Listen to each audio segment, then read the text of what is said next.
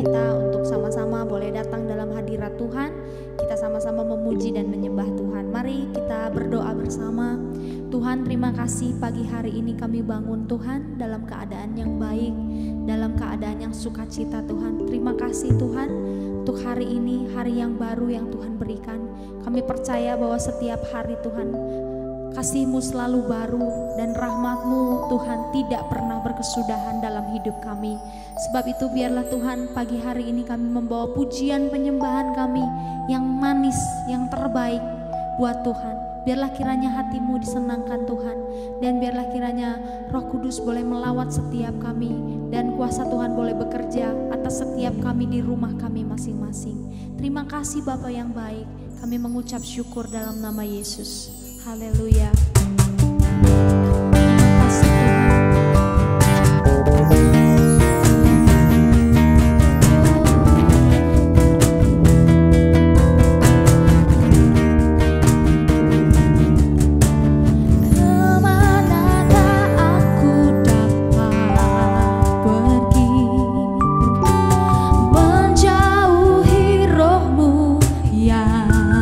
Suci, Kau saham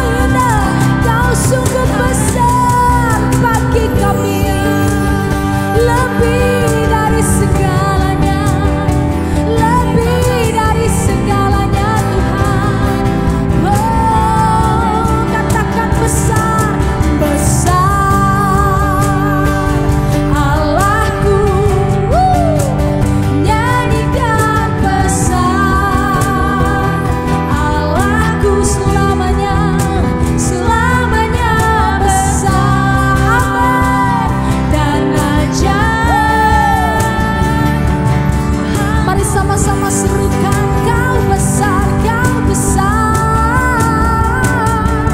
besar. Allah, mari nyanyikan, nyanyikan besar Allah, selamanya, selamanya besar dan ajaib Tuhanku. Katakan Kau layak Tuhan, Kau layak disembah. Yes, layak disembah. Yes, Kau Raja segala raja. Hatiku bernyanyi Kau besar, Kau besar. Serukan Kau layak Tuhan. Oh, layak disembah. Haleluya, haleluya. Kau Raja segala raja. Hatiku bernyanyi Kau besar.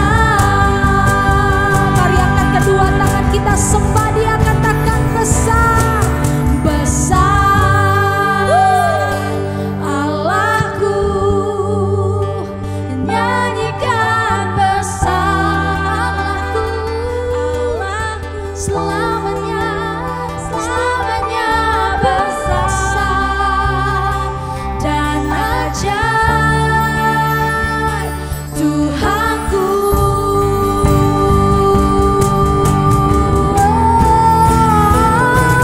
Besar, besar Kau Allahku. Nyanyikan Allahku besar, selamanya besar, selamanya dan ajaib Tuhanku. Lebih lagi serukan Engkau besar, besar Allahku. Nyanyikan besar Allahku, selamanya, selamanya besar dan ajaib Tuhanku. Selamanya, selamanya besar dan ajaib. Selamanya, selamanya besar. Sekali lagi katakan selamanya, selamanya besar dan ajaib Tuhanku.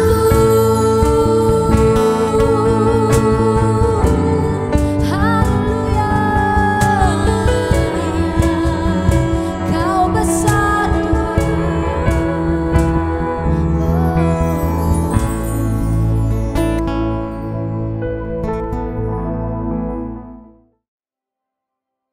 Markus pasal 7.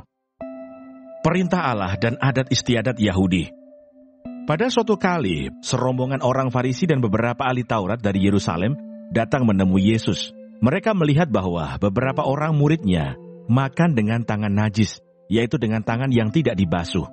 Sebab orang-orang Farisi, seperti orang-orang Yahudi lainnya, tidak makan kalau tidak melakukan pembasuhan tangan lebih dulu. Karena mereka berpegang pada adat istiadat nenek moyang mereka. Dan kalau pulang dari pasar, mereka juga tidak makan kalau tidak lebih dahulu membersihkan dirinya. Banyak warisan lain lagi yang mereka pegang, umpamanya hal mencuci cawan, kendi, dan perkakas-perkakas tembaga. Karena itu orang-orang Farisi dan ahli-ahli Taurat itu bertanya kepadanya, "Mengapa murid-muridmu tidak hidup menurut adat istiadat nenek moyang kita, tetapi makan dengan tangan najis?" Jawabnya kepada mereka, "Benarlah nubuat Yesaya tentang kamu, hai orang-orang munafik, sebab ada tertulis, bangsa ini memuliakan aku dengan bibirnya, padahal hatinya jauh daripadaku. Percuma mereka beribadah kepadaku, sedangkan ajaran yang mereka ajarkan ialah perintah manusia. Perintah Allah kamu abaikan untuk berpegang pada adat istiadat manusia."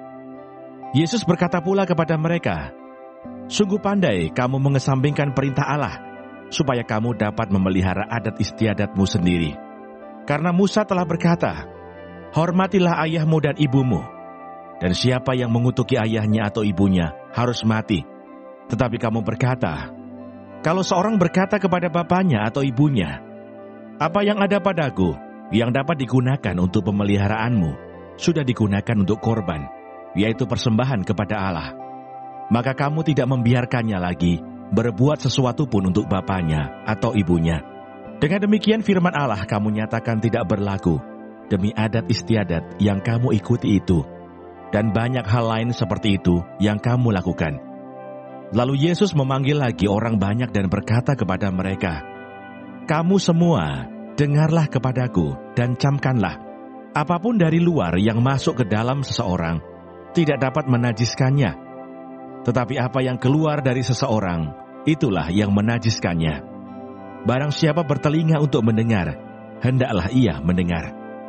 Sesudah ia masuk ke sebuah rumah untuk menyingkir dari orang banyak, murid-muridnya bertanya kepadanya tentang arti perumpamaan itu. Maka jawabnya, "Apakah kamu juga tidak dapat memahaminya? Tidak tahukah kamu bahwa segala sesuatu dari luar yang masuk ke dalam seseorang tidak dapat menajiskannya?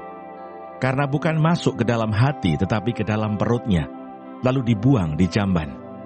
Dengan demikian ia menyatakan semua makanan halal." Katanya lagi, "Apa yang keluar dari seseorang, itulah yang menajiskannya. Sebab dari dalam, dari hati orang, timbul segala pikiran jahat, percabulan, pencurian, pembunuhan, perzinahan, keserakahan, kejahatan, kelicikan, hawa nafsu, iri hati, hujat, kesombongan, kebebalan. Semua hal-hal jahat ini timbul dari dalam dan menajiskan orang." Perempuan Sirofenisia yang percaya. Lalu Yesus berangkat dari situ dan pergi ke daerah Tirus.